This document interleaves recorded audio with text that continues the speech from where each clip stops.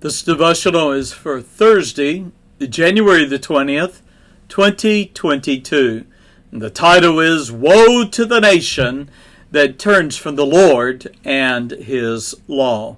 Now our scripture reading, two chapters, Isaiah chapter 4 and chapter 5. Now, our study of the prophecies of Isaiah brings us today to Isaiah 4 and 5. Now, remembering chapter breaks and verse numbers are the effort of editors to assist Bible students. I am in agreement with some that Isaiah chapter 4 verse 1 actually concludes the previous chapter, Isaiah chapter 6, in both its topic and in the judgment Isaiah prophesied would befall Jerusalem.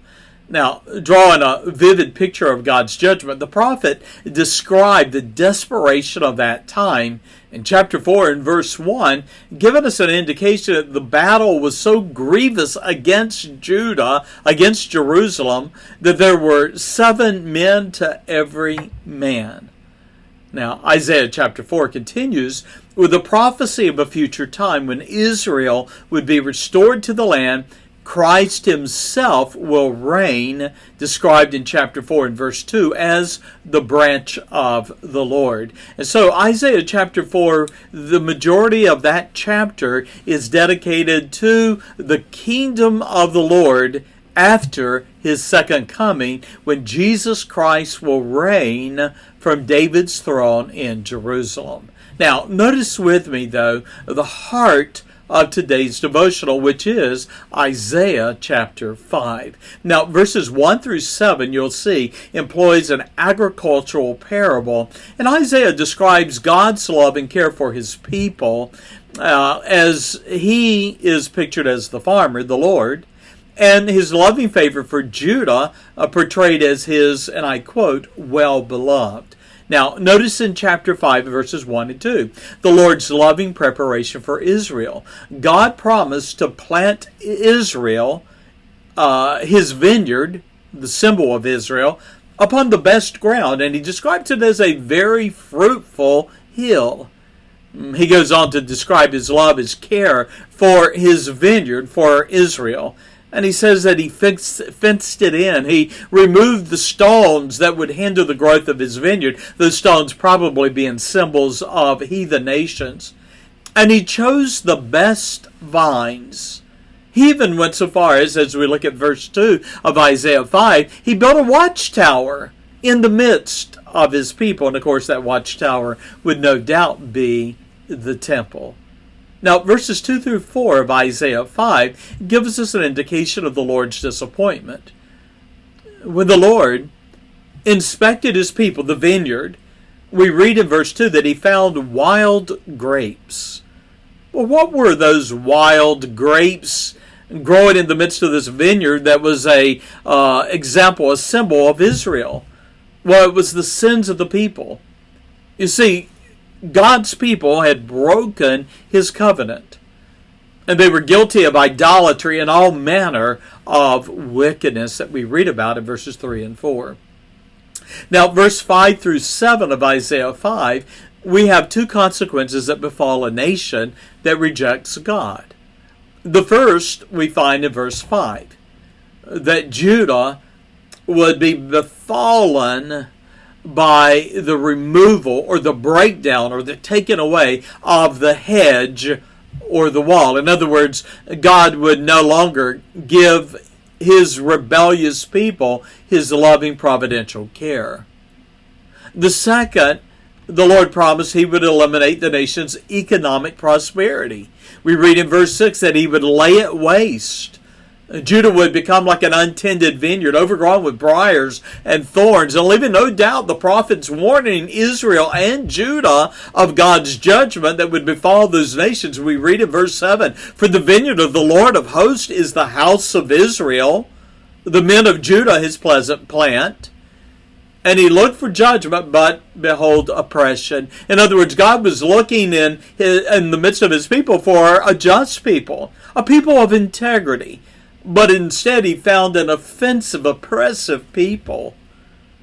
And then we read, for righteousness, but behold a cry. What was that cry? It was a cry of sin and wickedness, demanding God's judgment.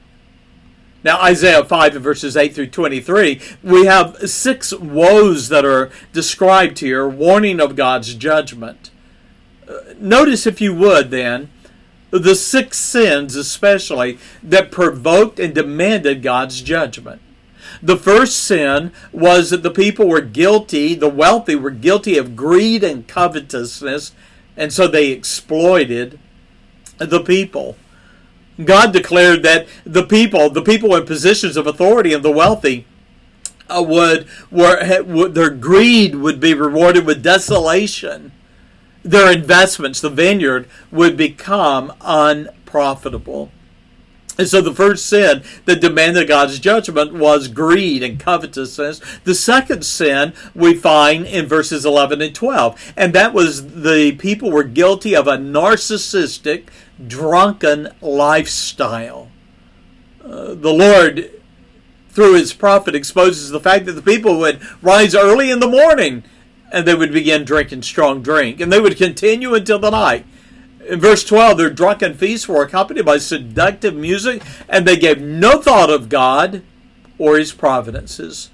The third sin, the people were proud. We read they were deceived with cords of vanity.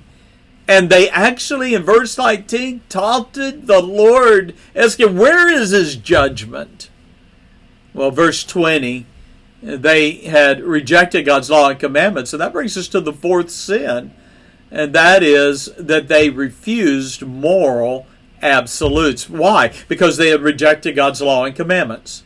Lacking spiritual discernment, they called evil good and good evil, and darkness for light, light for darkness, and bitter for sweet and sweet for bitter. These were a people that were no longer governed by God's law. And the fifth sin, verse 21, they were arrogant and conceited. We read they were wise in their own eyes. And finally, the sixth sin, they perverted justice. They exploited the innocent and the weak in their courts, and they would justify the wicked by taking a bribe, by reward. You know, if you look at those sins, it really describes the world that we live in today. Greed and covetousness, drunkenness, proud, no moral absolutes, arrogant and conceited, and finally, no justice. Doesn't that describe our world?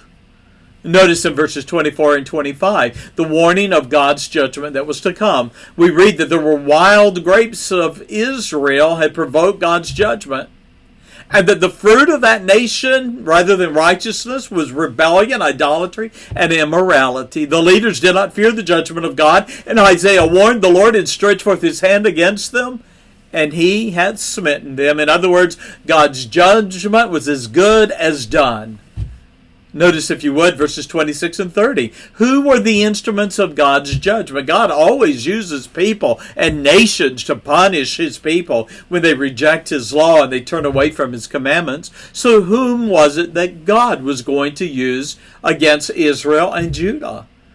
Well, we find in verse 27, though they're not named, Isaiah warned the Lord would bring Israel and Judah, against Israel and Judah, enemies who would come swiftly, and they would show the people no mercy.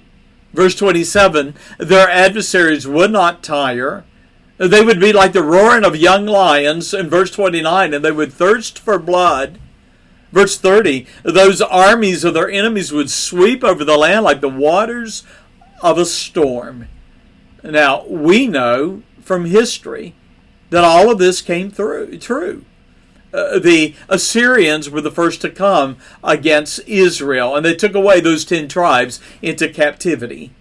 After Assyria, Nebuchadnezzar and the nation of Babylon warred against Judah. They destroyed Jerusalem and the temple, and they took away the best of the people captive. 2 Kings 25. And so I close with a challenge. Woe to a nation. Woe to a people. Woe to a church, to a school that rejects God's law and commandments, because surely we invite his judgment. May God stir within our hearts a desire to be a righteous people in light of His judgments past. Bye-bye.